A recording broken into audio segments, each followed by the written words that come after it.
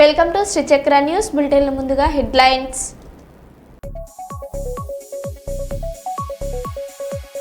రంజాన్ సందర్భంగా ఈద్గాలో ప్రత్యేక ప్రార్థనలు. ముస్లిం సోదరులకు శుభాకాంక్షలు తెలిపిన మంత్రి కొండ సురేఖ.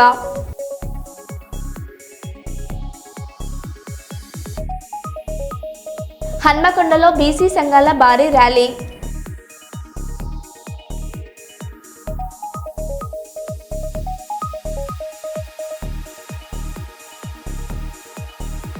సిద్దిపేటలో మొక్కజొన్న పొద్దుతిరుగుడు కొనుగోలు కేంద్రాల ప్రారంభం రాజకీయంగా వేడెక్కింది.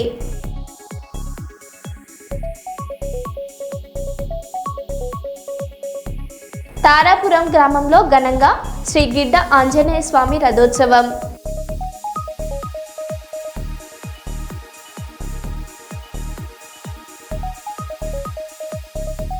రాష్ట్ర ప్రభుత్వం జాబ్ క్యాలెండర్ వెలువరించడంతో థ్యాంక్ యూ సార్ పేరిట స్టూడెంట్స్ ర్యాలీ.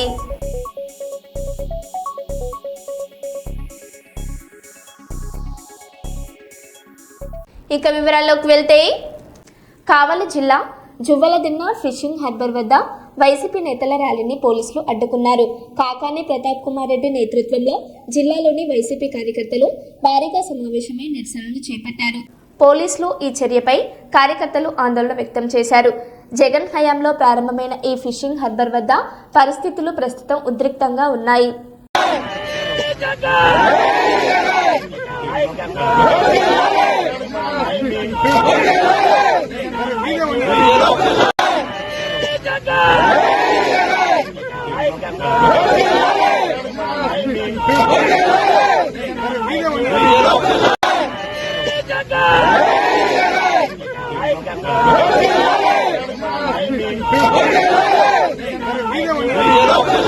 మమ్మల్ని పంపిస్తులే 200 మంది పోయి మొత్తం మమ్మల్ని పిలిపించడానికి 200 దగ్గరుండి పోలీసులు చేసిపోయారు.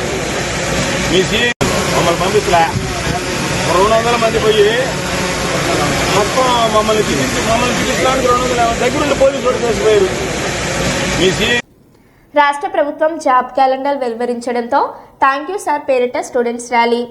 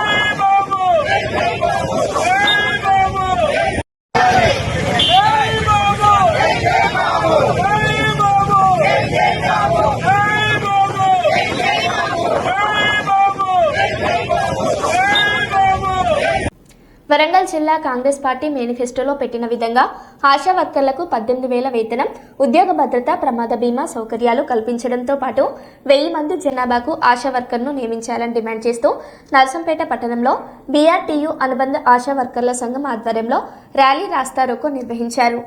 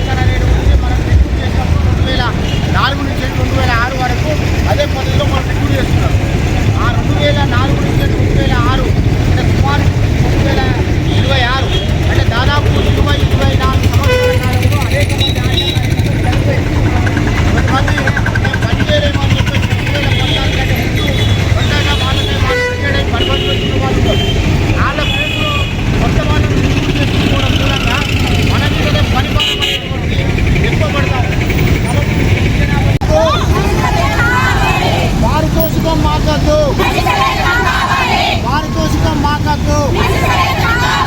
పారితోషికం మాకద్దు. ఉద్యోగ భద్రత, ఉద్యోగ భద్రత, ఉద్యోగ భద్రత. అదే పెండింగ్ లో ఉన్న వేతనాలను, పెండింగ్ లో ఉన్న పారితోషికాలను, పెండింగ్ లో ఉన్న పారితోషికాలను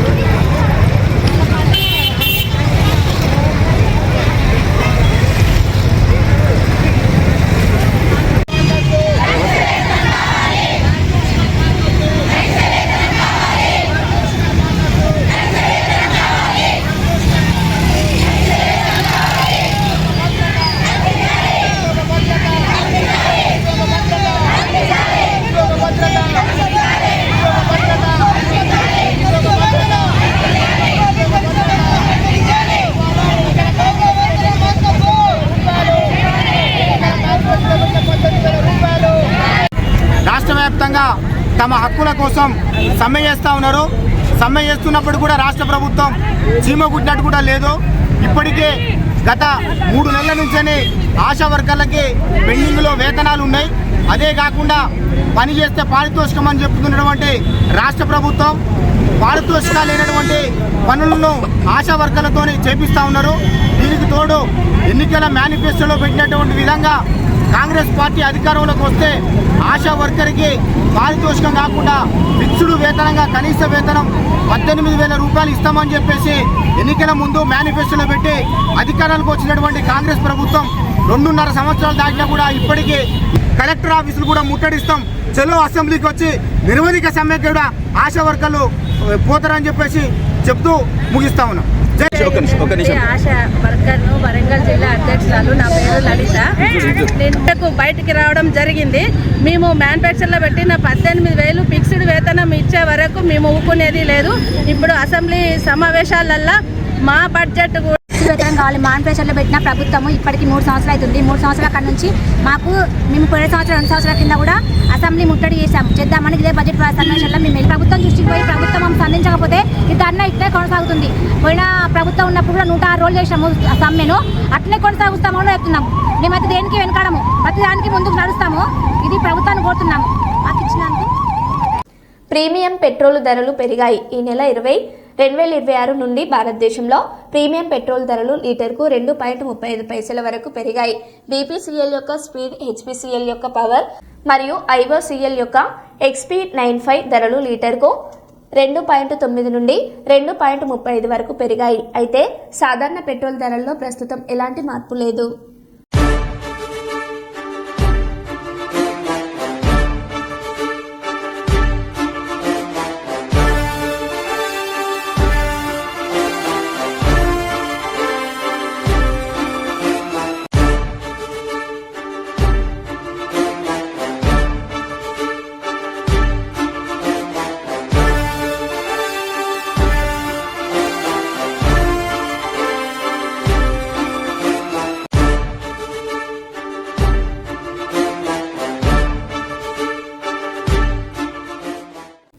తమిళనాడు సెల్లో ఘోర రోడ్డు ప్రమాదం సంభవించింది.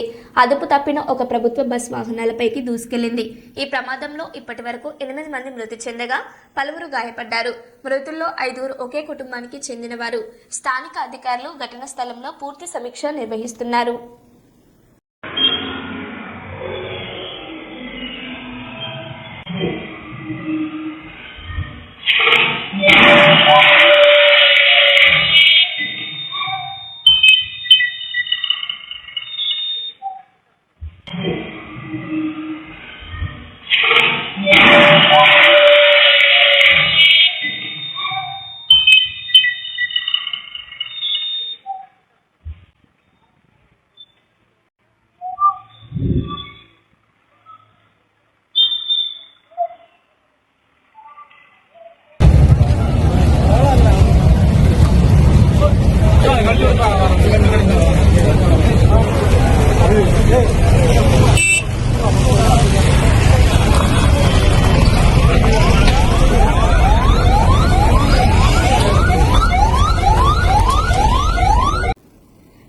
సిద్దిపేటలో మొక్కజొన్న పొద్దుతిరుగుడు కొనుగోలు కేంద్రాల ప్రారంభం రాజకీయంగా వేడెక్కింది. బీఆర్ఎస్ ఒత్తిడితోనే కాంగ్రెస్ ప్రభుత్వం కేంద్రాలు ప్రారంభించిందని మాజీ మంత్రి టి హరీష్ రావు ఆరోపించారు. మద్దతు ధర ఉన్నప్పటికీ ఆలస్యంతో రైతులు దళారులకు తక్కువ ధరకు అమ్ముకొని నష్టపోయారని ఆయన విమర్శించారు. అలాగే కాళేశ్వరం ప్రాజెక్టుల వల్ల సిద్దిపేటలో సాగు విస్తీర్ణం గణనీయంగా పెరిగిందని పేర్కొన్నారు. ఇప్పటికైనా రైతులు ప్రభుత్వ కొనుగోలు కేంద్రాలను వినియోగించుకోవాలని సూచించారు. మార్కెట్లో రైతులకు 1700 రూపాయలు కూడా ఒక క్వింటాల్కు రానటువంటి పరిస్థితి ఉంది. రైతులు బాగా నష్టపోతా ఉన్నారు. 2400 మద్దతు ధర ఉంటే 16-1700కే మక్కలు అమ్ముకుంటా ఉన్నారు. ఈ పరిస్థితుల్లో రైతులు నష్టపోవద్దు, వెంటనే కొనుగోలు కేంద్రాలు స్టార్ట్ చేయాలని మొన్న అసెంబ్లీలో గట్టిగా ఒత్తిడి చేయడం జరిగింది. ప్రభుత్వం దిగొచ్చి ఇలా రాష్ట్ర వ్యాప్తంగా కొనుగోలు కేంద్రాలు చేయడం జరిగింది. అయితే ఇప్పటికే కొంత ఒక 20-25% మక్కలు వెళ్ళిపోయినాయి, దళారుల చేతిలోకి వెళ్ళిపోయినాయి. ముందే స్టార్ట్ చేసి ఉంటే రైతులందరికీ మేలు జరిగి ఉండేది. సో రైతు సోదరులందరినీ కూడా విజ్ఞప్తి చేస్తా ఉన్నాం, ఈ కొనుగోలు కేంద్రాలను సద్వినియోగం చేసుకోండి, మద్దతు ధర పొందండి అని చెప్పి రైతులకు పిలుపునిస్తా ఉన్నాం. అదేవిధంగా సన్ఫ్లవర్ కూడా మన ప్రాంతంలో బాగా సాగు చేస్తూ ఉన్నారు. సన్ఫ్లవర్ కొనుగోలు కేంద్రం కూడా ఈరోజు ప్రారంభించడం జరిగింది. సన్ఫ్లవర్కు 7,721 రూపాయలు మద్దతు ధర ఉంది, 7,721. సన్ఫ్లవర్ రైతులు కూడా మరి ఈ కొనుగోలు కేంద్రాలు సద్వినియోగం చేసుకుని మంచి ఆదాయాన్ని పొందాలని చెప్పి కూడా రైతులకు పిలుపునిస్తా ఉన్నారు. సన్ఫ్లవర్ షార్ట్ క్రాప్, అధిక ఆదాయం వస్తుంది, మంచి మేలు జరుగుతూ ఉంది, మంచి దిగుబడి కూడా వస్తూ ఉంది. మన ప్రాంతంలో ఇంకా ఎక్కువ సాగు చేయండి రాబోయే రోజుల్లో. పంట మార్పిడిగా ఉపయోగపడుతుంది, మంచి ధర కూడా ఉంది. మద్దతు ధర 7,721 రూపాయలు ఉంది కనుక తొందరగా కూడా అయిపోతుంది. Short crop, short duration crop, దీని ఇంకా ఎక్కువ సాగు చేయాలని చెప్పి కూడా ఈ సందర్భంగా రైతు సోదరులకు పిలుపునిస్తా ఉన్నాం. ఈ యాసంగిలో ఇంత మంచి దిగుబడి మన సిద్దిపేట ప్రాంతంలో వస్తుందంటే కాళేశ్వరం ప్రాజెక్టు యొక్క ఫలితమే ఈ అత్యధిక దిగుబడికి, ఈ పంటలు పండడానికి కారణం. ఇవాళ సిద్దిపేట నియోజకవర్గం ఒకప్పుడు 8,000 ఎకరాల్లో యాసంగి సాగు ఉంటే ఇవాళ 80,000 ఎకరాల్లో యాసంగి సాగు జరుగుతూ ఉంది. అంటే దాదాపు 10 టైమ్స్ పెరిగింది. 8,000 వర్సెస్ 80,000. అంటే ఇంత సాగు పెరగడానికి కారణం మరి కాళేశ్వరం జలాలు. నాకు బాగా గుర్తు, 2005వ సంవత్సరంలో కరువు వచ్చింది. కరువు వస్తే పశుగ్రాస కేంద్రాలు ఏర్పాటు చేశారు. చిన్న కోడూరులో, రాజగోపాల్పేటలో, నంగునూరులో పశుగ్రాస కేంద్రాలు పెట్టి, అంటే పశువులను బతికించడానికి 40 లక్షల మెట్రిక్ టన్నుల గడ్డి తెచ్చి రైతులకు సప్లై చేసినాం. అంటే పశువులను బతికించడానికే గడ్డి తెచ్చుకున్నాం ఆంధ్రాకి. అప్పటి పరిస్థితులు అవి. ఈరోజు ఏంటి, కాళేశ్వరం వచ్చినాక కరువు అనేది సిద్దిపేట జాడలో కూడా లేదు కదా.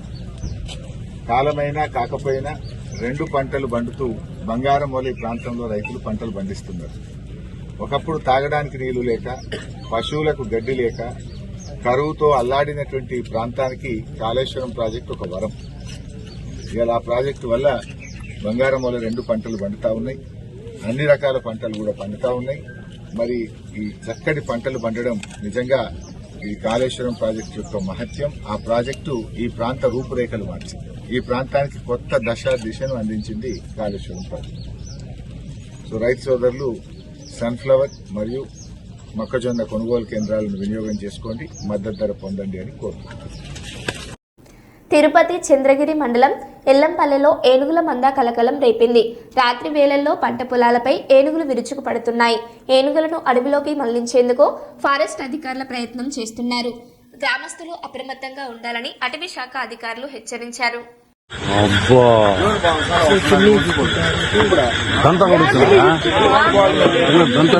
మొహానికి వేద్దండి లైట్ లో, కిందకల్లా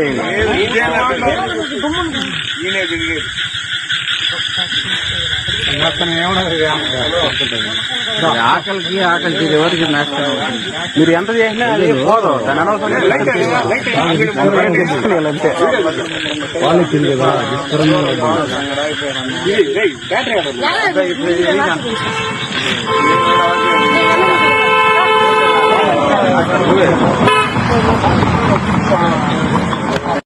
అబ్బా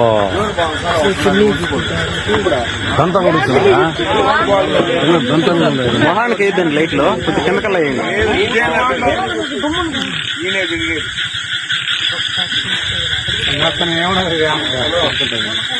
ఆకలికి ఎవరికి నష్టం. మీరు ఎంత చేసినా అది పోదు, దాని అనవసరం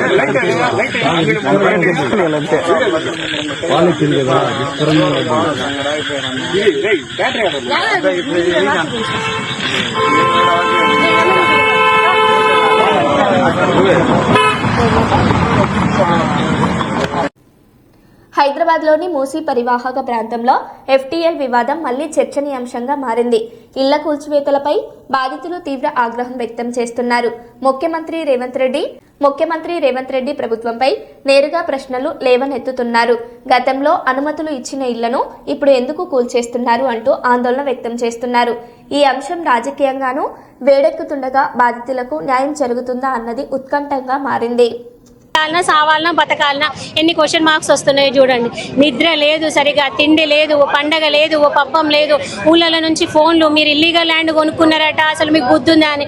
ఎవడైనా చెప్పింది ఇల్లీగల్ ల్యాండ్ అని? ఇది టీచర్స్ ల్యాండ్ బిల్డర్ పర్మిషన్ తీసుకొని కట్టారు.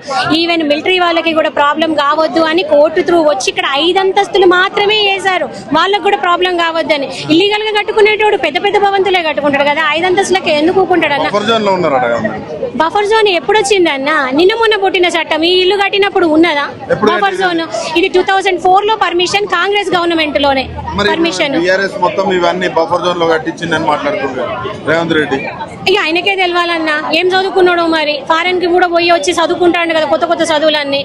ఎప్పుడు బఫర్ జోన్ వచ్చిందో తెలియదు ఆయనకి. 2012 లో వచ్చింది బఫర్ జోన్ అనేది. అప్పుడు కూడా అసలు ఇది నదే కాదు, ఇది వాగు మాత్రమే, కెనాల్ లాగా. నదికి వరదలు వచ్చి కొట్టుకుపోవాలి. ఏదన్నా ఒక్క రోజు కూడా వరద రాలేదు. మరి మాకు వరద వస్తే మేమే అయ్యా మాకు వరద వచ్చింది మాకు సహాయం చేయండి అని పోతాం కదా ఎంప్లాయీస్ దగ్గరికి, గవర్నమెంట్ దగ్గరికి. మరి ఒక్క రోజు కూడా పోలేదు కదా. ఎప్పుడో 100 సంవత్సరాల క్రితం తీసి వరదలు వచ్చి కొట్టుకుపోతారు అని చెప్తున్నారు. మరి MGBS వరదలలో ఎన్నిసార్లు కొట్టుకుపోయింది? దాన్ని ఊలగొట్టినవా?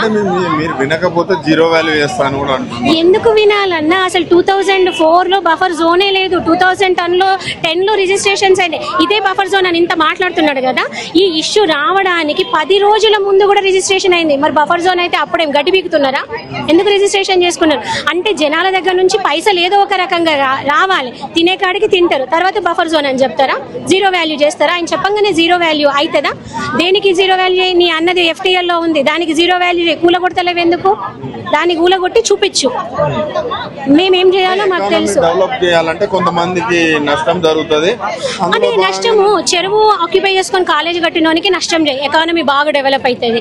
FTL లో కట్టిన ఇల్లులు, ఫామ్ హౌస్లు ఉన్నాయి కదా అన్న, కోటీశ్వరులు, వాళ్ళను కూలగొడితే మస్తు కోట్లు వస్తాయి. మాది కూలగొడితే ఏమవుతుంది అన్న? Zero value land. గత ప్రభుత్వం అంబేద్కర్ విగ్రహం కడితే తప్పలేదు కానీ నేను గాంధీ తాత. అరే అన్న, నువ్వు గాంధీ తాతదే కట్టుకో, సోనియమ్మదే కట్టుకో, రాహుల్ గాంధీదే కట్టుకో, మేము వద్దని అంటున్నామా అన్న? మొచ్చడు భూములు ఉన్నాయి హైదరాబాద్ అంతా, భూతద్దం వేసుకొని ఎతుకుతే అక్కడ కట్టుకో అన్న, వద్దని అంటలేం కదా. నీకు డబ్బులు లేకపోతే అప్పు చేయకు. ADB బ్యాంక్ దగ్గర మమ్మల్ని రోడ్డు పట్టుకొని చందాలు వసూలు చేయమంటే చందాలు వసూలు చేస్తాం. ప్రాంతంలో కట్టే కంటే నది ఒడ్డున కడితే సింగపూర్ లాంటి దేశాలలాగా అట్లా అయితే అని అంటుండ్రు. నది ఒడ్డునే కట్టాలంట మొత్తం బిల్డింగ్. అరే ఒడ్డున కట్టుకో అన్న, త్రివేణి సంగమంలో కట్టుకో. దానికి ఇల్లు కూడా కొట్టాలన్నా అది ఎక్కడో ఉన్నది, మాది ఇక్కడ ఉన్నది. దానికి దీనికి ఏమడ్డం? బోట్లు కూడా తిప్పుకో, ఇంకేమైనా తిప్పుకో. క్రూజులు కూడా తీసుకొచ్చి సముద్రం చేసి హైదరాబాద్ మొత్తం సముద్ర మట్టం చేసుకొని నువ్వు తందనాలాడు, డాన్సులు చెయ్యి, రాత్రి ఎకానమీ తెచ్చుకో, పబ్బులు పెట్టుకో, బార్లు పెట్టుకో, కూరగాయలు అమ్ముకో, పండ్లు అమ్ముకో, ఏమైనా చేసుకో. ఎందుకంటే పొద్దున్నాక ఎకానమీకి ఎవరికి వీలైతలేదు కదా. ఆఫీస్లో కట్టిட்டு పోయి రాత్రి పండుకోకుండా కూరగాయలు కొనుక్కుంటారు. మన హైదరాబాద్లో ఒక్క హోటల్ కూడా లేదు. తిందామంటే తిండి లేదు, ఇంట్లో పిల్లలు వంటలు చేస్తలేరు. అందుకని ఈయన హోటల్ కట్టించినాక ఇక్కడ కూర్చొని తింటారు. మరి రాత్రి ఎకానమీ అంటే మేము ఏమనుకోవాలనో గృహిణులను మాకు అర్థమైతలేదు. ఎట్లా చూస్తారమ్మా మార్పు అన్నారు? ఇదేం మార్పు అన్న? బొంద మీద మార్పు. నాకు అసలు అర్థమే కావట్లేదు. ఇట్లాంటి మార్పు జనాలు కోరుకున్నది? అందరినీ చంపి బొందలు పెట్టి ఇల్లులు కూలగొడితే అది మార్పు అంటారా అన్న? అది అభివృద్ధి అంటారా?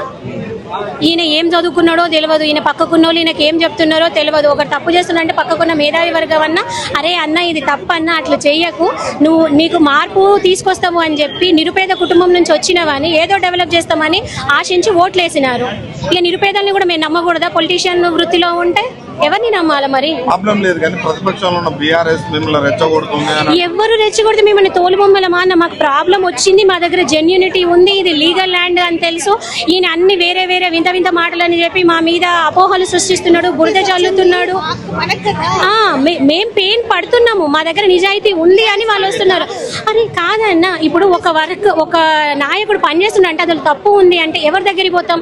అపోజిషన్ స్ట్రాంగ్ ఉంటేనే, అపోజిషన్ చెప్పితేనన్న మాట చెప్తే అన్న గవర్నమెంట్ లో ఉన్న వినాలి, 4 దెబ్బలు కొడితేనన్న వినాలి. నేను ఎవరు చెప్పినా వినను, ఎవరు కొట్టినా వినను, నేనే రాజీ, నేనే మంత్రి. వెనకట గుర్రం పోయినంత జాగంతా నాదే అనేసి అంటాడు చూడు, అట్లున్నది ఇప్పుడు.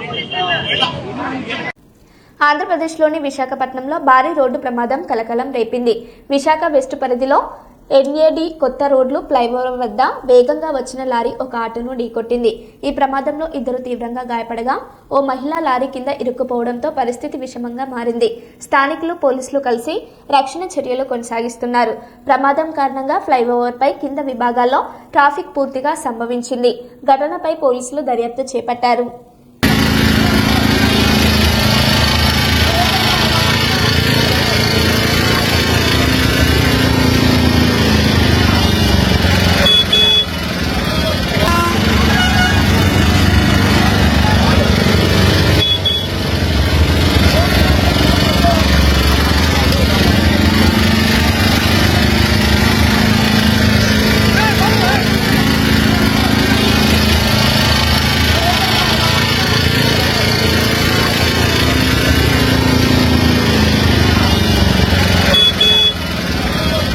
టీఆర్ఎస్ ప్రభుత్వంలో సిద్దిపేట నియోజకవర్గానికి మంజూరు చేసిన 1070 కోట్ల అభివృద్ధి పనులను ప్రస్తుత ప్రభుత్వం రద్దు చేసిందంటూ మాజీ మంత్రి ఎమ్మెల్యే హరీష్ రావు తీవ్ర విమర్శలు చేశారు. ముఖ్యమంత్రి రేవంత్ రెడ్డి సిద్దిపేటకు వస్తున్న నేపథ్యంలో మీరు వచ్చేది అభివృద్ధి పనులు ఆపేసిన సంగతి చెప్పేదాకా అంటూ ప్రశ్నించారు. సిద్దిపేట వెటర్నరీ కాలేజీని కొడంగల్కు తరలించారని ఆరోపించిన హరీష్ రావు వెంటనే రద్దు చేసిన 1070 కోట్ల పనులను తిరిగి ప్రారంభించాలని డిమాండ్ చేశారు. ఈ అంశంపై రాజకీయంగా చర్చ మరింత వేడెక్కుతుంది. ప్రభుత్వ వెటర్నరీ కాలేజ్ ఆగిపోయింది. రంగనాయక్ సాగర్ టూరిజం ప్రాజెక్ట్ ఆగిపోయింది. కోమచ్చెరు శిల్పారామం అర్ధాంతరంగా ఆగిపోయి ఆ పనులు మిమ్మల్ని వెక్కిరిస్తా ఉన్నాయి. సిద్దిపేట నియోజకవర్గ ఔటర్ రింగ్ రోడ్ పనులు ఆగిపోయినాయి. తోర్నాలలో బీఎస్సీ అగ్రికల్చర్ ఆఫీస్ యొక్క భవనం ఆగిపోయింది. కాలేజ్ బిల్డింగ్ ఆగిపోయింది. బీఎస్సీ అగ్రికల్చర్ కాలేజ్ బిల్డింగ్ పనులు ఆగిపోయినాయి. మిట్టపల్లిలో ఎస్సీ గురుకుల రెసిడెన్షియల్ కాలేజ్ పనులు ఆగిపోయినాయి. మా స్పోర్ట్స్ స్టేడియం పనులు ఆగిపోయినాయి.